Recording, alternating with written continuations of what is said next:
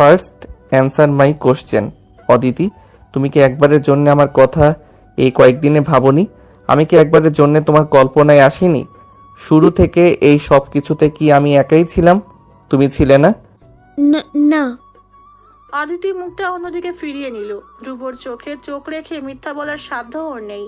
ধ্রুব অদিতির ঘুরিয়ে ফেলা মুখটা থুতনি চেপে ধরে আবার ওকে নিজের মুখোমুখি আনে। অদিতি মাথাটা নামিয়ে ফেলল।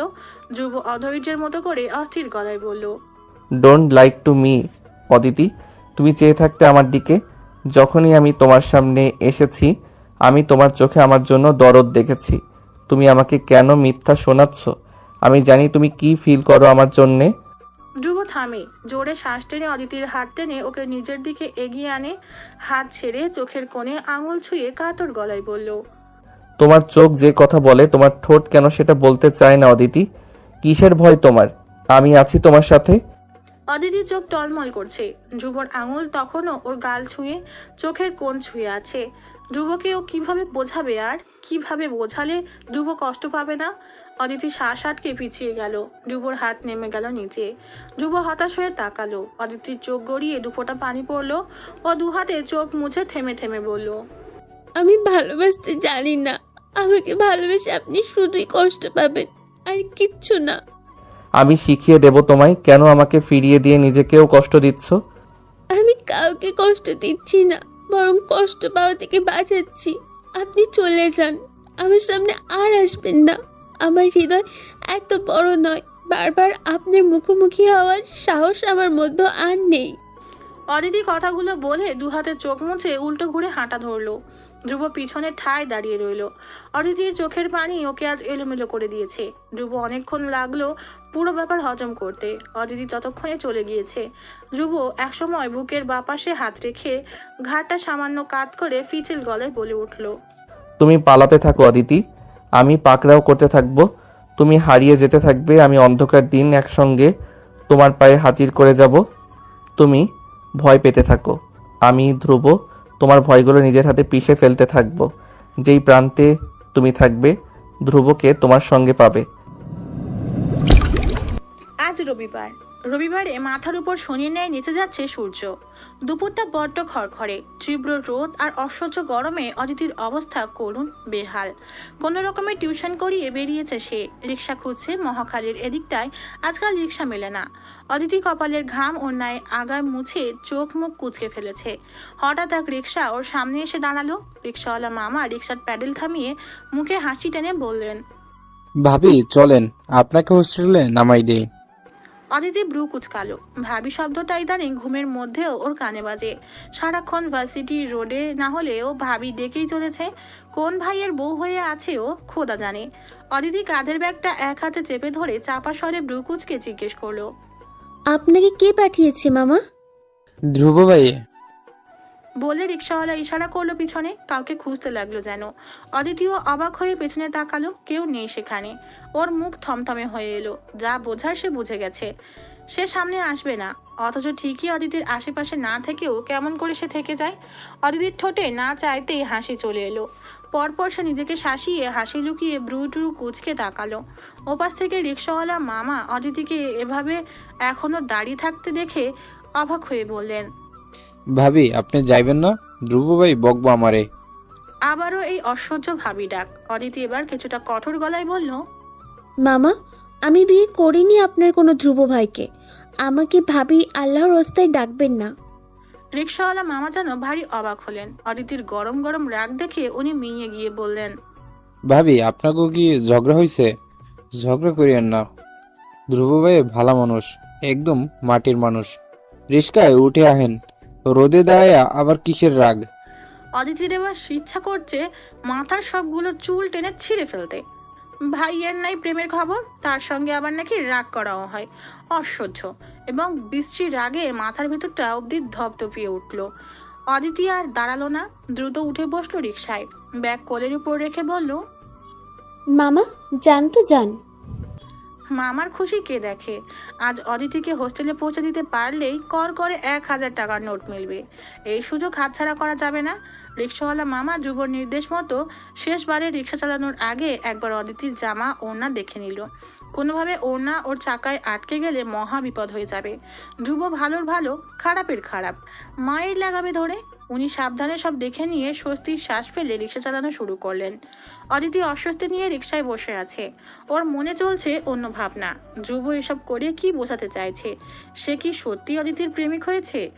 অদিতি তাকে ফিরিয়ে দেওয়ার পরেও ওর আশেপাশে থেকে ওকে এভাবে দুর্বল করে দিয়ে কি শান্তি পাচ্ছে ওই ছেলে? অদিতির বুকের মধ্যে ভোঁতা এক যন্ত্রণা হচ্ছে। ওর বেহায়া মন বারবার বেহায়া কিছু করে বসতে চাইছে, অথচ মস্তিষ্ক আটকাচ্ছে ওকে। মাঝ রাস্তায় অদিতির ফোনে কল এলো। রিকশায় বসে থেকেই ফোন রিসিভ করলো সে। অদিতি সালাম দিল। ফাহিমা ওপাশ থেকে বললেন, কি রে মা, কবে আসবি বাড়ি? তোর কলেজ বন্ধ দিবে কখন রে? অদিতি হালকা গলায় উত্তর দিল, পরশু থেকে ছুটি আছে 7 দিনের, দেখি আসতে পারি কিনা। ফাহিমা এবার একটু দোনামোনা করতে লাগলেন, উসখুস করছেন কিছু বলার জন্যে। অদিতি যেন বুঝে ফেললো। ও লাই দিয়ে বলল, কিছু বলার থাকলে বলে ফেলো মা, আমার সামনে এত কি ভাবছো? ফাহিমা কিভাবে কথাটা উঠাবেন বুঝতে পারছেন না। এই ব্যাপারে ওনার নিজেরও তেমন মত নেই। শুধু স্বামীর চাপে পড়ে মেয়ের চলার পথে বাধা হতে মন চাইছে না। তবুও উনি বললেন অপ্রস্তুত গলায়, আসলে তোর জন্য একটা বিয়ের আলাপ এসেছে। ছেলে পাশের গ্রামে ঢাকাতেই চাকরি করে। তোর আব্বা রাজি বলছিলেন যদি আকত করিয়ে রাখি। অদিতির বুকটা ধক করে উঠল সঙ্গে সঙ্গে। চোখের সামনে যুবর পাকলাটে মুখটা ভেসে উঠল সেদিন রাতে যুবর শিহরণ জাগানো এক একটা ছোঁয়া। অদিতির শ্বাস প্রশ্বাস এলোমেলো হয়ে যাচ্ছে। ও চোখ বন্ধ করে জোরে শ্বাস টেনে নিজেকে স্বাভাবিক করার চেষ্টা করলো। তারপর থেমে থেমে বলল, মা, এখনই এসব কেন? আমি তো এখনো পড়াশুনো করছি। ফাহিমা মেয়ের কথার উত্তরে কি বলবেন খুঁজে পেলেন না। একই কথা উনি নিজেই স্বামীকে বলেছেন। তোফাজ্জল এক থমকে চুপ করিয়ে দিয়েছেন। ফাহিমের গলাটা নরম করে বুঝিয়ে বলার চেষ্টা করলেন, উঠিয়ে তো নেবে না রে। এবার বাড়ি এলে ওরা যদি দেখে পছন্দ করে তবে পরে কথা এগোবে। এই কথা শুনে অদিতির বাড়ি যাওয়ার যেটুকু ইচ্ছা ছিল তাও মুহূর্তেই শেষ হয়ে গেল। ওর এতদিন শুধু ধ্রুব থেকে পালানোর জন্য বাড়ি যাওয়ার জন্য ছটফট করছিল, আর এখন সেখানেও আরেক বিপদ ছুটে আসছে। এখন কোথায় যাবে অদিতি? অদিতি যেটুকু বলার ছিল সেই কথাটাও মুখ থেকে বের করতে পারলো না। বাড়ি না যাওয়ারও আর কোনো অজুহাত দেখাতে পারবে না। তবুও ও চেষ্টা করলো, বলল, আমি রিস্কায় আছি মা, আর এই মাসে ছুটি পাবো কিনা এখনো তো নিশ্চিত হইনি। রুমে গিয়ে তোমার সাথে কথা বলি। ফাহিমা উত্তরে কিছু বলার আগে ওনার কথার মাঝপথেই ফোনটা কেড়ে নিলেন অদিতির বাবা তোফাজ্জল। বাবার গমগমে গলা শোনার সাথে সাথে অদিতির শ্বাস আটকে এলো, গা কাঁপতে লাগলো। তোফাজ্জল ভালো মন্দ জিজ্ঞেস করার ধার ধারলেন না, শুরুতেই বলে ফেললেন, অদিতি, তুমি পরশু ট্রেন ধরে বাড়ি আসছো। আমি ছেলেদের কথা দিয়ে বলে ফেলেছি, এখন তোমার বাবার মুখ রাখা উচিত তোমারই। আমি কি ঠিক বলছি? অদিতি কিছু বলার সাহস পেল না, হাত কাঁপছে তার। ও ভয়ে কাঁপতে কাঁপতে বলল, আমি আসবো আব্বা। তোফাজ্জলকে শান্ত হতে দেখা গেল। উনি গমগমে গলায় বললেন, তোমার ট্রেনের টিকিট আমি কেটে রেখেছি সামনের সপ্তাহে, সময় মতো চলে আসবে। আর রিক্সায় বসে এত কথা বলার দরকার নেই, রুমে গিয়ে কল করো। অদিতি মাথা নাড়লো, তারপর সালাম দিয়ে কল কেটে দিল। ফোন কেটে ও ফোনটা দু হাতে শক্ত করে চেপে ধরলো। ধ্রুব পাগল হয়ে যাবে এসব শুনলে। অদিতিও তো ঠিক নেই। ধ্রুবকে যতই ফিরিয়ে দিক, দিন শেষে যেটুকু ফেসে যাওয়ার ও তো ফেসেই গেছে। অদিতির চোখ টলমলে হয়ে যাচ্ছে। ও অনেক কষ্টে কান্না আটকে রাখলো পুরোটা রাস্তায়। এদিকে ওদের পুরো কথোপকথন রিকশাওয়ালা মামা কান খাড়া করে শুনছিল। ধ্রুব সারাদিনের ছোটাছুটি শেষ হবে রুমে ফিরেছে। রুমটা ওর বড্ড অগোছালো। ড্রয়ারে ওর জিন্স প্যান্ট ছাড়ানো, বিশাল আয়নার কোণে ঝুলিয়ে রাখা টাওয়াল, বিছানার এক পাশে স্তূপ করে ফেলে রাখা কাপড় চোপড়। রুমে ঢুকে এসব দেখে ধ্রুবর মেজাজ বিগড়ে গেল। ও ব্রুঢু কুচকে মহা বিরক্ত হয়ে কাপড়ের স্তূপ একপাশে সরিয়ে বিছানায় বসে পুরো রুমটাই একবার চোখ বুলিয়ে দেখলো। এলোমেলো রুমের দিকে চেয়ে থাকতে থাকতে হঠাৎ করে ওর মনে হলো, বিয়ে করার পর তার রুম তো আর কখনোই এমন থাকবে না। অদিতি তার গোল গাল নরম হাত দিয়ে ধ্রুবর রুমকে ঠিক গুছিয়ে নেবে, ধ্রুবকে অন্ধকার থেকে টেনে আনবে আলোর দিকে। অদিতির কথা ভাবতেই ধ্রুবর ঠোঁটে মৃদু হাসি ফুটলো। ধ্রুবর এখন ইচ্ছে করছে অদিতির কাছে একবার ছুটে যেতে। নতুন প্রেমে পড়লে কি মানুষ এমন পাগল হয়ে যায়? নিজের ভাবনাতে নিজেই হেসে ধ্রুব মাথায় চুল এক হাতে এলোমেলো করে ফেললো। তারপর হেসে আয়নার সামনে গিয়ে দাঁড়ালো। ব্রুকুচকে নিজেকে আঁকা করা দেখলো। আজ রাজন বলছিল ধ্রুব নাকি বদলে যাচ্ছে, প্রেমের সব সিমটম নাকি ওর মধ্যে প্রকাশ পাচ্ছে। ধ্রুব আয়নার সামনে দাঁড়িয়ে সেই সিমটমগুলোই খুঁজে চলেছে। তার মধ্যে কি সত্যিই অনেক পরিবর্তন এসেছে? প্রেমে পড়ে কি মানুষ এতটা পরিবর্তন হয়? এমন সময় ফোন এলো। ধ্রুব মুখ স্বাভাবিক করে পুরনো গম্ভীর রূপে ফিরে এসে এগিয়ে গিয়ে বিছানার উপর থেকে ফোন নিয়ে রিসিভ করলো। ওপাশ থেকে কেউ তাকে কিছু বলল। সব শুনে হঠাৎ ধ্রুবর মুখটা থমথমে হয়ে গেল। ও ঠান্ডা গলায় শুধু বলল, পড়াচ্ছি বিয়ে ওনাকে। ধ্রুব ফোন কেটে পকেটে পুরল। দ্রুত হেঁটে গিয়ে বিছানার উপর থেকে টি শার্ট নিয়ে গায়ে দিল। তারপর বড় বড় পা ফেলে এগিয়ে গেল রুমের বাইরে। ড্রয়িং রুমে আসতেই পিছন থেকে সৌরভ এত রাতে ছেলেকে বাইরে যেতে দেখে ডাক দিলেন। এত রাতে কোথায় যাচ্ছ? ধ্রুব ফিরেও তাকালো না। ওর এখন বড্ড তাড়া। মাথায় চড়ে আছে 80 কেজি ওজনের জেলাসি। ও কোনো জবাব না দিয়ে দ্রুত পা চালিয়ে বাইকের দিকে এগিয়ে গেল। অদিতি সে কখন থেকে সামনে বই নিয়ে বসে আছে, কিন্তু তার আজ পড়াশুনোয় একদমই মন বসছে না। পুরো মন জুড়ে ধ্রুবর চিন্তা। ওর ভাবনা ছড়িয়ে ছিটিয়ে আছে। মাঝে মধ্যে অদিতির মনে হয় ওর মস্তিষ্ক আর ওর নেই, পুরোটাই ধ্রুবর দখলে চলে গেছে। শান্তি দিচ্ছে না এই ভাবনাগুলো ওকে। অদিতি ভাবছে এবার বাড়ি গেলে ছেলেপক্ষ দেখতে আসবে। এটা জানলে ধ্রুব কি করবে? কুরুক্ষেত্র বাঁধিয়ে ফেলবে হয়তো। শুধু ধ্রুবই নয়, অদিতি নিজেও চাইছে না ছেলেপক্ষের সামনে যেতে। গ্রামের ছাপোষা মেয়ে অদিতি কিভাবে এমন একটা বখাটের প্রেমিকের প্রেমে পড়ে গেল কে জানে। প্রেমে পড়লো তো তার উপর তার প্রেমে পড়ে এই করুণ হাল। মানুষ কি বলবে? অদিতি ভালো লাগছে না কিছুই। কি করবে? কাকে বোঝাবে মনের এই ব্যথাগুলো, অসহ্য করে এই দ্বিধাগুলো? অদিতির মনে এক টানাপোড়েনের হঠাৎ টেবিলের উপর রাখা ওর ফোন বেজে উঠল। অদিতি ভাবনার মধ্যে চমকে উঠল। নাম্বার সেভ করা নেই। ও ব্রু কুচকে বইটা বন্ধ করে ফোন রিসিভ করলো। ওপাশ থেকে একটা থমথমে গলার স্বর ভেসে আসলো। ধ্রুব বলছি, নিচে আসো, আই এম ওয়েটিং। অদিতি চমকে উঠে চেয়ার ছেড়ে দাঁড়ালো। ফোনটা কান থেকে নামিয়ে চোখের সামনে ধরলো। ভালোভাবে নাম্বারটা দেখলো। এটা কি নতুন কোনো নাম্বার তার? ধ্রুব কিভাবে এতবার নম্বর পাল্টায় ভেবে পাচ্ছে না ও। অদিতি ফোনটা কানে লাগালো ধীর হাতে। ঢোক গিলে সরাসরি বলার চেষ্টা করলো। আমি আসতে পারবো না, রাত অনেক হয়েছে, বাড়ি চলে যান প্লিজ। ওপাশ থেকে ধ্রুব যেন ব্যঙ্গ করে হাসলো। কপাল আঙুলে চুলকে নিতে নিতে উপরের দিকে অদিতির জানালার দিকে তাকিয়ে বলল, 5th floor, room number 502, right Aditi? Aditi চমকে উঠলো। দ্রুত গিয়ে জানালার পাশে দাঁড়িয়ে নিচে তাকালো। ধ্রুব ওর দিকেই চেয়ে আছে। অদিতি আটকে উঠে বুকে ফু দিয়ে সরে গেল আড়ালে।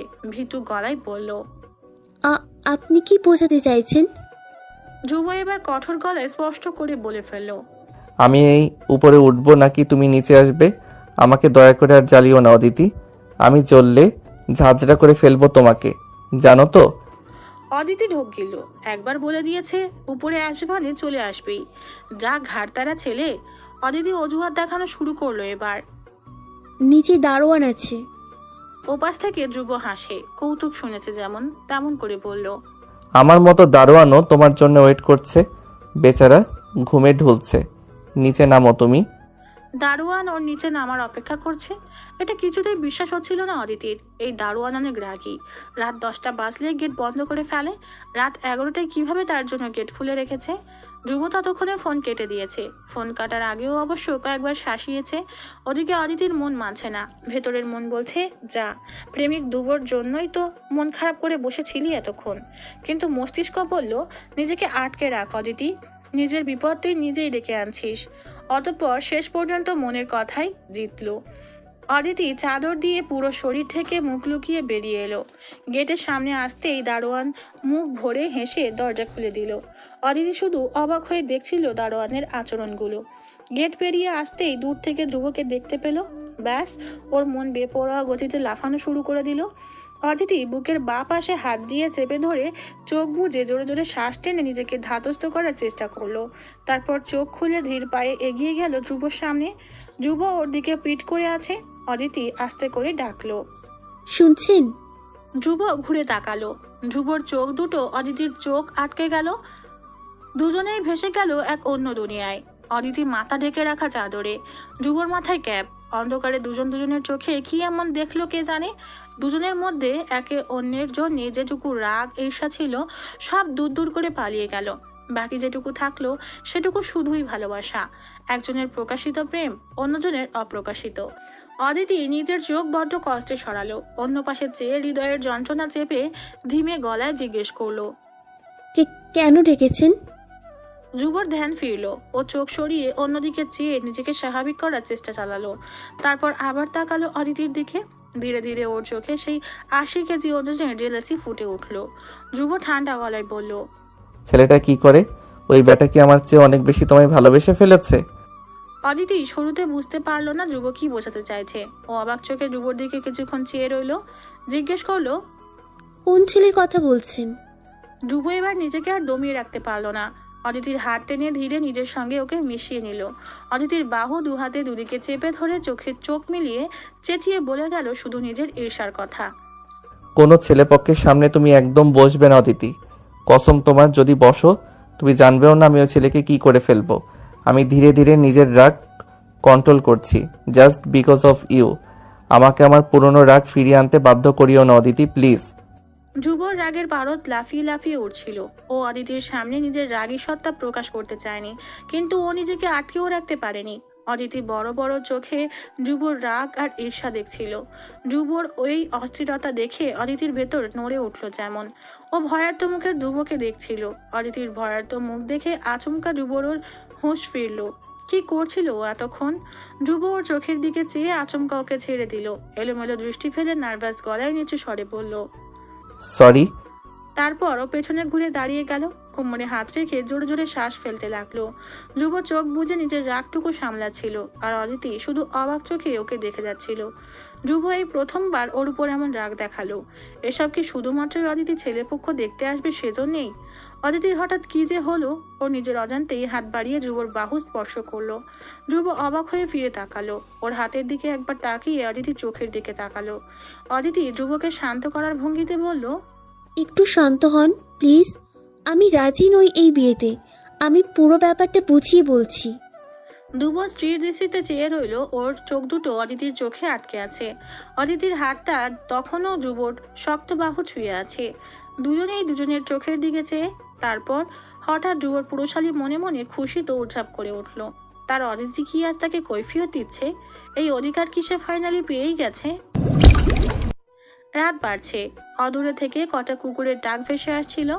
অদিতি যুব হাঁটছে ফুটপাত ধরে। অদিতির গা চাদর দিয়ে ঢাকা, যুবর মাথায় ক্যাপ। অদিতির দুহাতে গায়ের চাদর শরীরের সঙ্গে চেপে ধরে জড়সড় ভঙ্গিতে হাঁটছে। ওর পিছনে যুবর মুগ্ধ চোখ দুটো অদিতির পিঠে ঝুলানো বেনুনি দেখছিল। হাঁটার তালে অদিতির বেনুনি নড়ছিল। ভীষণ সুন্দর দৃশ্য ছিল এটা। অদিতি বলা শুরু করলে যুবর ধ্যান ভাঙে। অদিতি বলে গেল, আমি লক্ষ্মীপুরের ভীষণ অজপাড়া গ্রাম থেকে এসেছি, যেখানে প্রেম ভালোবাসা পাপ নয়, মহাপাপ। যুব অবাক হয়ে তাকালো অদিতির দিকে। অদিতির ঢোক গিলে আবারও বলতে থাকে, আমাদের গ্রামে একটা ছেলে মেয়েকে একসঙ্গে সন্দেহভাজকজনকভাবে দেখা গেলে ওদের নিয়ে গ্রামের পঞ্চায়েতে সালিশা বসানো হয়। নিষ্ঠুরভাবে অপমান করা হয় ছেলে মেয়ের দুই পরিবারকে। বিচার বসে, ওই ছেলে মেয়েকে বিয়ে দেওয়া হয় এবং ওদের পরিবারকে একঘরে করে দেওয়া হয়। যুব এবার ভীষণ অবাক হলো, জিজ্ঞেস করলো, এই যুগে এসেও এমন? ইম্পসিবল।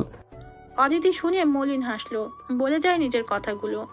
এইসবের পেছনে ওদের যুক্তি, প্রেম হারাম, হারাম সম্পর্কে আল্লাহর আজাব আসে, গ্রামের বরকত কমে যায়। ধ্রুব শুনে যায় শুধু। অদিতি বলে, ওই প্রেমে জড়ানো দুই ছেলে মেয়ের পরিবারকে কিভাবে দেখা হবে সামাজিকভাবে, সমাজে তাদের অবস্থান কেমন থাকবে, সবাই ওদের সঙ্গে কেমন ব্যবহার করবে, কতটা ব্যবসায়িক লেনদেন হবে, এসব কিছু কে সিদ্ধান্ত নেয় জানেন? ধ্রুব প্রশ্নবোধক চোখে তাকালো। অদিতি জোরে একটা শ্বাস টেনে আকাশের দিকে চেয়ে উত্তর দিল, আমার আব্বা তোফাজ্জল হায়াত। ধ্রুব ব্রু কুচকে ফেললো তৎক্ষণিক। অদিতি আকাশের থেকে চোখ সরিয়ে আবার রাস্তার দিকে তাকালো। হেঁটে যেতে থেকে বলতে থাকে, ছোটবেলা থেকে আমাকে, আমার ছোট ভাই বোনকে ভীষণ রক্ষণশীলভাবে বড় করা হয়েছে। আব্বার অনেক ভয়, উনি প্রেমের এতটা বিরোধী, ওনার মেয়ে প্রেমে জড়ালে ওনার মুখ থাকবে না, গ্রামের লোক ছিছি করবে। ধ্রুব ঠান্ডা গলায় প্রশ্ন করলো, অ্যান্ড ফর দ্যাট তুমি আমাকে এতদিন ধরে ফিরিয়ে দিচ্ছ, রাইট? অদিতি ধ্রুবের দিকে তাকালো একবার, পরপর চোখ সরিয়ে নিয়ে দীর্ঘশ্বাস ফেলে বলল, আমাদের পরিবার মূলত আব্বার ওপর সম্পূর্ণ নির্ভরশীল। ছোটবেলা থেকে মায়ের কোনো সিদ্ধান্ত আমাদের পরিবারে খাটেনি। আব্বা যা বলতেন সেটাই ফাইনাল কথা ছিল।